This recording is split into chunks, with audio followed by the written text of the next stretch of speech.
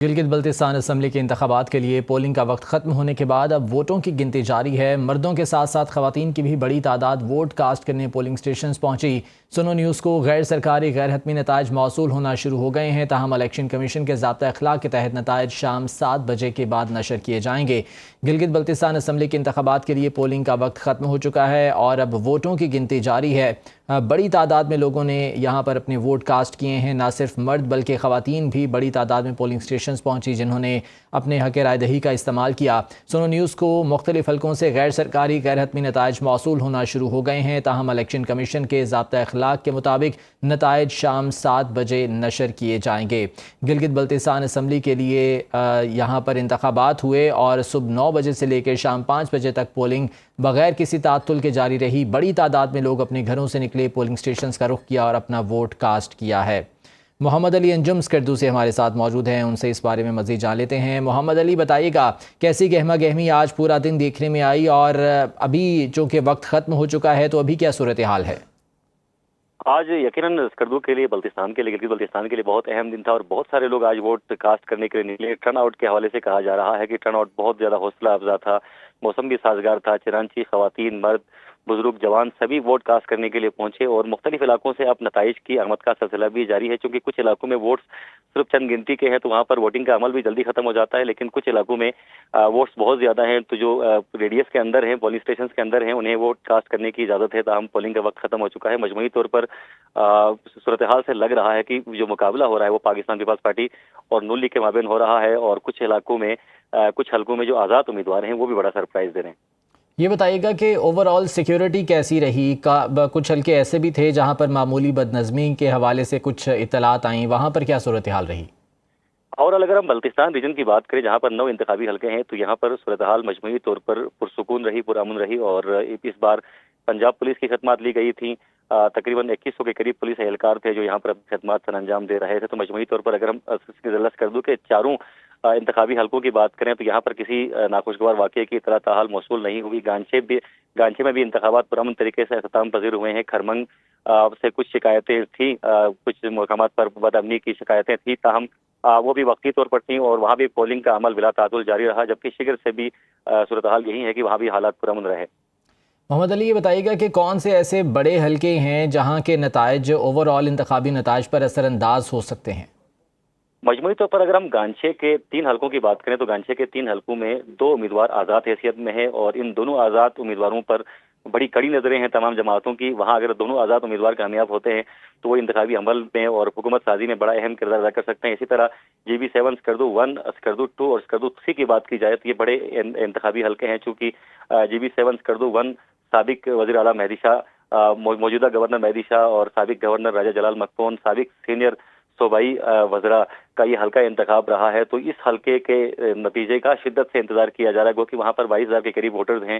چھوٹا سا حلقہ ہے لیکن ان نتائج کے اعتبار سے اس حلقے کو بہت زیادہ اہم سمجھا جاتا ہے اور یہاں سے جو بھی جیتتا ہے تو اس کے پاس یقیناً بڑا اہم پورٹ فولیو ہوتا ہے۔ تو یہاں پر کافی گہما گہمی دیکھنے کو مل رہی ہے۔ اس کے علاوہ شگر کے حلقے کو اس بار کافی اہمیت دی جا رہی ہے، کیونکہ وہاں پر 2 بڑی پارٹیاں ہیں جو مد مقابل ہیں اور ساتھ ساتھ پاکستان مسلم لیگ نون کے جو امیدوار ہیں وہ بھی اس بار بڑا اپسیٹ کر سکتے ہیں۔ مجلس وحدت المسلمین وہاں پر پہلی بار انتخاب لڑ رہی ہے، تو کافی گہما گہمی تمام حلقوں میں ہے، لیکن مجموعی طور پر جی بی 7، اسکردو 1 میں 1 کے نتائج کا شدت سے انتظار کیا جا رہا ہے۔ ٹھیک ہے، اور پرومیننٹ نام کون سے ہیں جو کہ اس وقت انتخابات میں موجود ہیں، آمنے سامنے ہیں؟ بڑے نام کون سے سامنے آئے ہیں؟ اگر جی بی 7، اسکردو 1 کی بات کی جائے تو یہاں پر حاجی اکبر تابان صاحب جو کہ نون لیگ کے کینڈیڈیٹ ہیں اور راجہ جلال مکپون صاحب جو کہ سابق گورنر بھی رہے ہیں اور ساتھ ساتھ موجودہ گورنر کے جو صاحبزادے ہیں سید توقیر مہدی شاہ، ان تینوں کے مابین کانٹے دار مقابلہ ہے اور یہ بڑے نام ہیں۔ اس کے علاوہ کچھ نئے نام بھی شامل ہیں، لیکن انہوں نے بھی انتخابی عمل کے دوران اور انتخابی مہمات کے دوران لوگوں کو سرپرائز کیا۔ ان کی بھی بڑی اچھی گیدرنگ تھی، بڑی اچھے جلسے تھے، بڑی اچھی ریلیاں تھیں، جن میں مبشر حیدر خان ہے، وزیر حسین رضا ہے، تقی اخنزادہ ہے اور دیگر جو احباب ہیں۔ اسی کے علاوہ اگر ہم گانچے 1 کی بات کریں تو وہاں پر سابق وزیر تعلیم ابراہیم سنائی اور دیگر کے مابین کانٹے دار مقابلہ ہے اور وہاں پر حاجی حمید صاحب بھی اسی حلقے سے تعلق رکھتے ہیں اور انور صاحب کی جیت کے حوالے سے اور ان کے کیمپین کے حوالے سے بڑی چموکیاں جاری ہیں۔ تو مجموعی طور پر راجہ اعظم خان اور عمران ندیم کا مقابلہ بھی بڑا ہے جو شگر کا حلقہ ہے۔ تو مجموعی طور پر اوور آل جو بلتستان ڈویژن کے 9 انتخابی حلقے ہیں وہاں پر بڑے نام لڑ رہے ہیں اور کسی ایک کا جیتنا یقیناً بڑا اپسیٹ ہو سکتا ہے۔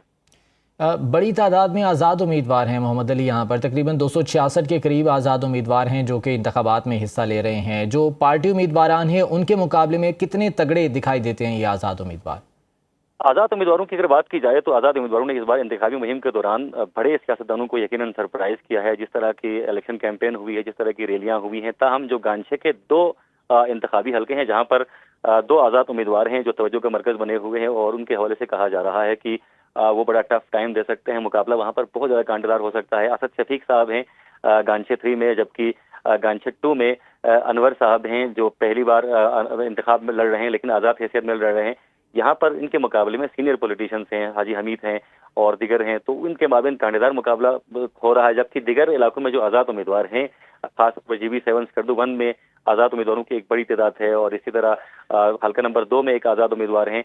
तो ये सरप्राइज दे सकते हैं और नताइज में यकीनन रद्द बदल भी हो सकता है। ठीक है। जो सियासी जमातें हैं उन्होंने तो अपनी भरपूर इंतखाबी मुहिम चलाई इन इंतखाबात से पहले, चाहे वो नून लीग हो, पीपल्स पार्टी हो या दीगर सियासी जमातें हों। उसके रद्द अमल में अवामी रुझान क्या देखने में आया था? अवामी रुझान की अगर हम बात करें तो पाकिस्तान पीपल्स पार्टी और पाकिस्तान मुस्लिम लीग नून का अपना वोट बैंक गिलगित बल्तिस्तान में है और दोनों बड़ी जमातों के जो कायदीन हैं वो गिलगित बल्तिस्तान इंतखाबी मुहिम के सिलसिले में आए। जबकि पाकिस्तान तहरीक इंसाफ के जो चेयरमैन है बैरिस्टर गौहर साहब, वो भी इस गिलगित बल्तिस्तान का उन्होंने दौरा किया। तो मजमूई तौर पर जो टॉप लीडरशिप है मुल्की लेवल की, वो गिलगित बल्तिस्तान में मौजूद रही और उन्होंने जलसों से खिताब किया, लोगों को मोबिलाइज किया। तो मजमूई तौर पर जो 3 बड़ी जमातें थी जो ये लोगों को गैदर करने में कामयाब जरूर हुई हैं और दोनों जमातों की जानिब से जो बड़ी जमातें हैं उन दोनों की तरफ से ये दावा किया जा रहा है कि वो सादा 2/3 अक्सरियत हासिल करने में कामयाब होंगे। ठीक है। इलेक्शन कमीशन की जानिब से जो इंतज़ामात किए गए थे उस हवाले से लोगों का रद्द अमल क्या था और अभी ये जो नताइज कंपाइल हो रहे हैं इस हवाले से इंतज़ामात कैसे देखने में आ रहे हैं? अगर हम ओवरऑल बल्तिस्तान रीजन की बात करें तो बल्तिस्तान रीजन में मैं पहले ही अर्ज कर चुका हूं कि पुलिस की भारी नफरी थी इस बार और अमन के हवाले से सूरत हाल कदरे बेहतर रही। ताहम कुछ पोलिंग स्टेशन में, बल्कि अक्सर पोलिंग स्टेशन में जो फीमेल पोलिंग स्टेशन हैं वहां पर खवातीन कांस्टेबल्स मौजूद नहीं थी, जिस पर काफ़ी खदशात का इजहार किया गया अवामी सतह पर और जो पॉलिटिशियंस हैं वो भी इस पर खफा दिखाई दिए। ओवरऑल जो हम अमन अमान की सूरत हाल की बात करते हैं तो सूरत हाल बिल्कुल काबू में रही और बड़े फ्रेंडली माहौल में हमने देखा। किसी भी पोलिंग खासतौर पर GB7 स्कर्दू की बात करें तो किसी भी स्टेशन में लोगों के दरमियान मामूली लोग जोक भी देखने को नहीं मिली। बहुत फ्रेंडली माहौल में, बहुत दोस्ताना माहौल में लोगों ने अपने उम्मीदवारों को वोट कास्ट किया।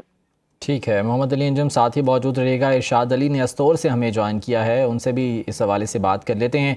इरशाद अली, बताइएगा कि यहाँ पर मुख्तलिफ हलकों में कैसी गहमा गहमी रही पूरा दिन और अवामी जोशो खरोश कैसा था इंतखाबात के लिए? जी बिल्कुल, अस्तौर के 2 हलके हैं, GPA 14 हल्का 2 और GPA 13 हल्का 1। दोनों हलकों में आल ओवर सूरत हाल बहुत पुरअमन रही। कुछ हलकों में यहाँ पर थोड़ा गहमा गहमी और थोड़ी बदनज़मी देखने में आई, खास करके जो के स्टेशन में यहाँ किसी एक मुखालिफ पार्टी के उम्मीदवार को उसको मारा गया, जिसकी वजह से कुछ टाइम के लिए पोलिंग वहाँ रुकी गई है। इसमें रुक गई थी और बाद में उसको कंटिन्यू किया गया। इसके अलावा ये जो अस्तौर की रिकॉर्ड अहमदाबाद में यहाँ 2 ग्रुपों में दरमियान कुछ बदनज़मी हुई है। कुछ पथराव की वजह से यहाँ पे कुछ 15 के करीब लोग जख्मी हुए हैं।